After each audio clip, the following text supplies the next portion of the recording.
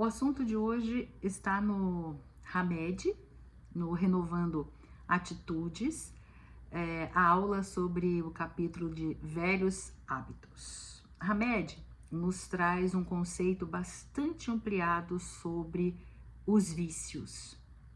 Ele diz assim, abre aspas, dependência, o que é o vício, né? Dependência vigorosa e profunda de uma pessoa que encontra sob o controle de outras pessoas ou de determinadas coisas. Portanto, o que ele quer dizer? Que o vício não é apenas o consumo de tóxicos, de produtos de origem natural, sei lá, maconha, ou de origem sintética como LSD.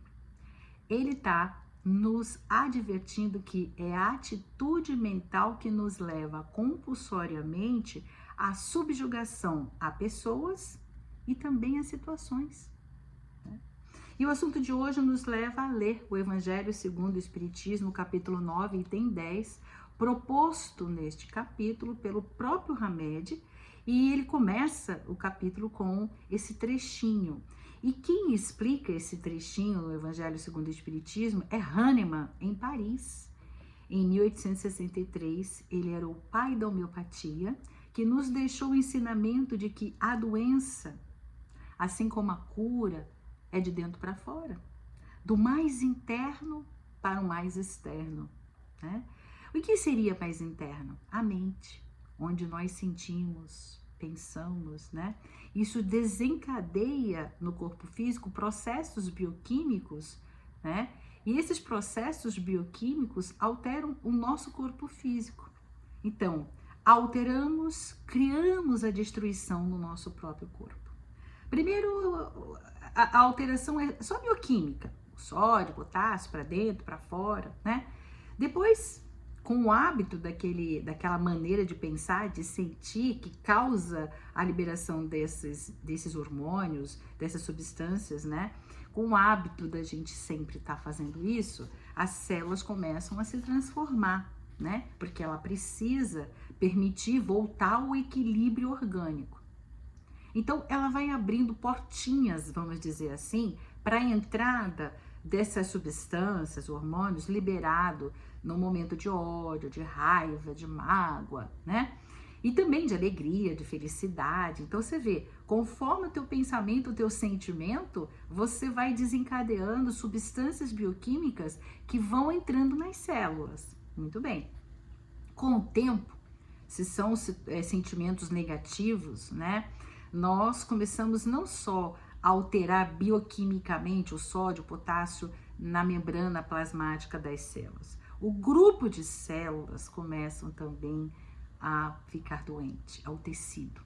Aí depois de muito tempo agindo da mesma forma, a maneira como você age, a sua postura, suas reações às situações, se são negativas, né? O tecido já está doente, aí começa o órgão está doente e depois os aparelhos, né? Então, nós temos que ver que às vezes as doenças, elas são também causadas pelo nosso jeitinho especial de ser. Hamed diz assim, na página 154 desse livro Renovando Atitudes. Dessa forma, entendemos que os fatores que propiciam os vícios, as compulsões, ocorrem muitas vezes nos ambientes familiares e ou sociais que estão em desarmonia, né? Que pode ser desta vida ou até de outras encarnações, onde nós deixamos as pressões, os traumas, o coração, as coações que sofremos, palavras do Hamed, né? Desajustes, conflitos se enraizarem na nossa zona mental ou perispiritual. Aí ele fala uma frase maravilhosa que vale a pena prestar bem atenção. Porquanto, Hamed falando, porquanto os vícios não passam de efeitos externos dos nossos conflitos internos. Vou repetir. Porquanto os vícios não passam de efeitos externos dos nossos conflitos internos. O nosso perispírito é como se fosse antigamente, naqueles computadores antigos, o disco rígido, o hard disk, que hoje os nossos computadores atuais chamam-se de SSD, Solid State Drive, né? Ou melhor, o nosso iCloud, lá na nuvem da Apple, né? O nosso perispírito, ele grava tudo, as nossas experiências dessas vidas e de outras vidas. Quando nós saímos do corpo físico na morte, né? Esse perispírito, esse iCloud, essa nuvem, esse SSD, está gravado com tudo que nós fizemos, de bom e de ruim. E ele, às vezes, fica manchado, impregnado. E aí, na próxima encarnação, como um imã, o perispírito atrai os genes do óvulo materno e do espermatozoide do papai, né? Para formar um novo corpo, né? Então, é o próprio perispírito da gente que forma o corpo da próxima encarnação. E a gente só forma o corpo que a gente tem a capacidade de formar. O novo corpo é moldado segundo a nossa capacidade evolutiva. E aí Hamed, continua nessa página 153, ele fala assim: o corpo não dá cólera àquele que não tem, como não dá os outros vícios. Todos os vícios e todas as virtudes são inerentes ao espírito. Então, não adianta a gente dizer que eu sou brava porque meu papai é bravo, minha vovó é brava, meu vovô é bravo, que geneticamente, né, eu recebi isso, eu não tenho culpa, né? Então, no Evangelho segundo o Espiritismo, Hahnemann, antes deste trechinho que Hahnemann fala, né, quem fala é o Hahnemann, desculpa, quem está falando isso é o Hahnemann no Evangelho segundo o Espiritismo, no capítulo 9, item 10, e quem está transcrevendo é o Hamed na página 153. Essa frase: o corpo não dá cólera àquele que não tem, como não dá os outros vícios. Todos os vícios e todas as virtudes são inerentes ao espírito. No Evangelho, o que o Hahnemann quis dizer? Um pouquinho antes desse trecho, ele diz assim: em vez de se considerar culpado, né, daquela personalidade, daquele caráter, daquela forma de ser, né, ele atribui a falta ao seu organismo, acusando assim a Deus pelos seus próprios defeitos, né, ou ao papai e a mamãe porque recebeu geneticamente, né, esses genes dessa forma, né? Então, as predisposições genéticas moldam a deficiência de hoje devido a velhos hábitos.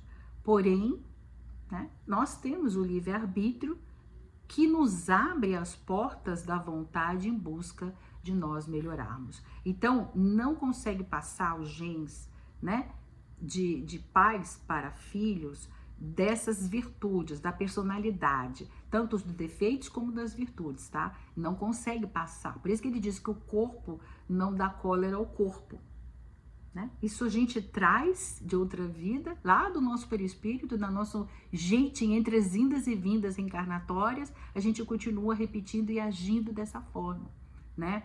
Então,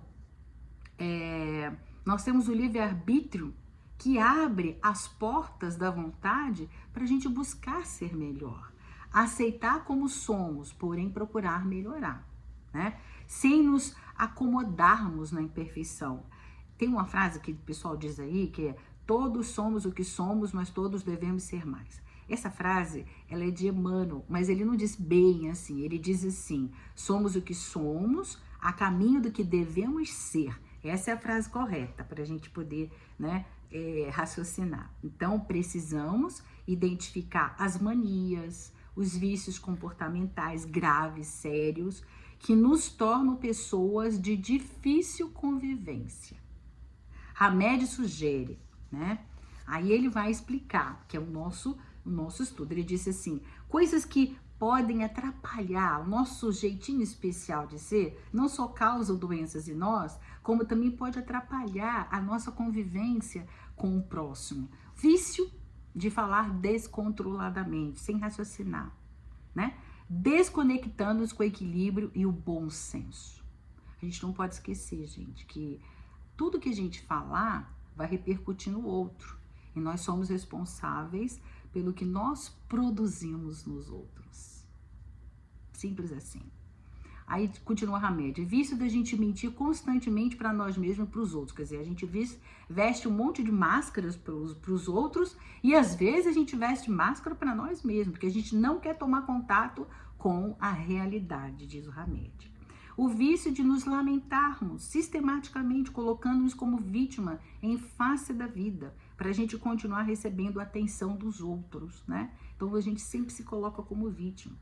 Continua Hamed, vício de nos acharmos sempre certos, para podermos suprir a enorme segurança que existe em nós, né?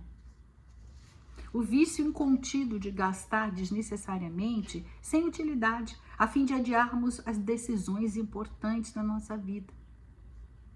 O vício de criticar e mal julgar as pessoas para a gente se sentir melhor e maior que os outros. Gente, a gente não precisa desvalorizar o outro para que a gente seja valorizado, né?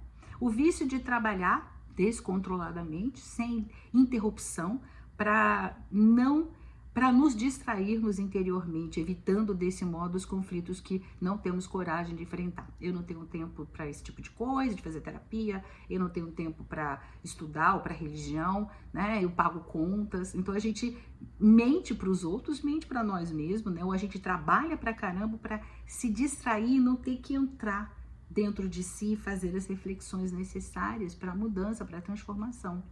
A nossa vida é o barco e o nosso pensamento é o leme. Tem até uma epístola de Tiago, capítulo 3, versículo 4, que diz assim: vejam também os navios, embora tão grandes, impelidos por ventos fortes. Eles são dirigidos por um leme muito pequeno, por onde o piloto quer ir, né? Então, cultivemos o autoconhecimento, buscando aquela face desconhecida, aceitando essa face, analisando também, gente, as opiniões de outras pessoas que conhecem o nosso perfil psicológico e que muitas vezes falam na cara da gente e a gente não quer ouvir, sem reserva, com humildade, dispostos a criar padrões de comportamentos positivos. Comportamentos, diz o Hamed, são hábitos, né? Porém, não esquecemos, gente, que nós temos uma crise de abstinência, né? Isso é físico, é orgânico. A gente precisa perseverar para que aquelas células que estão viciadas, aqueles comportamentos dos velhos hábitos, né, que geraram aquele desequilíbrio, elas caiam em desuso e as próximas células que vão substituí-las, elas vêm, né, com os novos comportamentos que nós, né, resolvemos mudar e transformar, positivos na gente, né? Você sabe quanto tempo leva para essas células no nosso corpo serem substituídas? 6 a 9 meses. É quase um nascer de novo, né? Mas a gente precisa de 6, 9 meses de perseverança, né? Para que elas sejam moldar o novo eu, o novo perispírito também, para que a gente busque a nossa saúde mental, a nossa saúde emocional, espiritual, para que nas próximas encarnações nós possamos gerar corpos mais saudáveis. E aí Hamed termina nos aconselhando a ser mais independentes, né? Aguçar aquela capacidade de decidir livre das opiniões alheias, usando, né, sabendo dizer o não ao modismo. Não tem uma frase que Jesus diz: seja o vosso falar sim, sim, não, não? Pois é. Emmanuel nos diz que nós não precisamos nem ser de mel e nem de fel para falar um não, né? Mateus 5,37. Tudo depende do tom como nós falamos, né? Seja o vosso falar sim, sim, não, não, é Mateus 5,37. E Emmanuel nos explica, a gente não precisa ser nem de mel nem de fel para dizer um não. Tudo depende do tom como a gente fala um não. Estabelecer no ambiente familiar um clima de respeito, deixando os outros ser eles mesmos, para que nós possamos também ser nós mesmos. Nós somos livres para semear escolhas, mas a colheita era obrigatória, né? E o autoconhecimento constante, aceitando humildemente os feedbacks das pessoas que vivem conosco e nos conhecem muito bem. É isso. Falando de feedback, né, nós temos que lembrar que um voo de avião, ele costuma estar 70% do tempo fora da rota. Antes do piloto chegar e vai daqui até ali, ele trajeta essa rota, né? Mas ele acaba saindo da rota, ou pela ventania, ou por nuvens, aquele turbilhonamento dentro do avião, situações que vão tirando ele da rota, né? Mas o que faz ele chegar ao local em que ele se programou antes de sair? É que ele respeita os feedbacks que é dado pela torre de controle, pelas estrelas, pelo sol, né? Pelas outras aeronaves. Ele respeita os feedbacks e aí ele começa a voltar para a rota. E esse é o ensinamento que a gente leva para nós, né?